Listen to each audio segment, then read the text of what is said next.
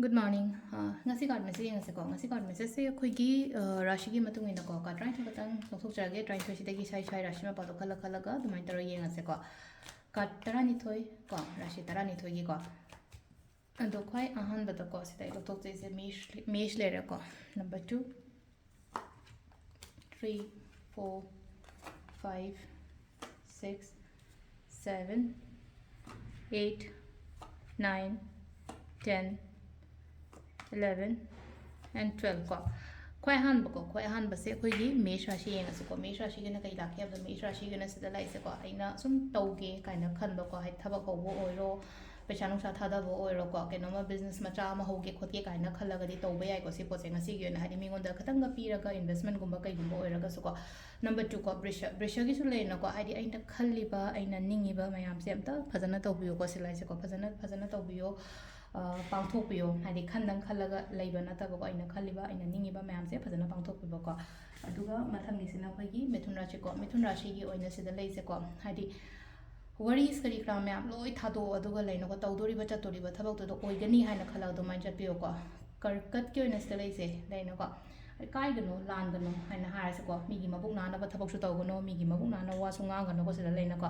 ataraga di silaino ko adum aina adum phaba oigani ba sida ko aduga sesena akoigi singa rashi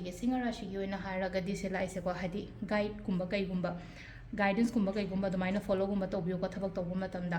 aduga sesena akoigi kaina tension stress kumba kai gumba yamna leiba oina oiba oina oi ko ngase je ani ahinga se tumba ya daba khotaba matha chaba ko pa mama adumba mayam to ko next na tula ko tula gi sina hadi khana ba chaina ba khotba conflict kumba kai gumba khatang tho o haina tamba do aduga sisena akoigi bridge ki sina sina hai thabak se tawning taba shunning taba hai give up tawning ba khotning ba ko katang adum bagi mong do oina lai ko bridge sina danu gi dana sila lai se kai no hai kan se do ko pau nungai ba gumba harasne ko pau nungai ba gumba kai gumba khatang arapa dagi kai dagi amai taroga ingon da lao aina khaliba aina ningi ba mayam se so phango thongo hai bagi dumai taroga malai ko sisena khoigi keno ko makar gi sina everything loina mak balance taroga chatpagi type ta ma ko haidi balance taroga chatpa hai bagi atradi kaino hai kan se da khoigi aigi emotions oiro aigi thabak oiro ko sigi mayam se adi phadana balance taroga chatpi ba khopi ba aina dumai taro lai ko aduga kumbarashi gi oina imong manu phadana nungaina shanti da laigani aduga phaba su lai ngasi gi oina ko aduga last ki minna ko minna gi sa mi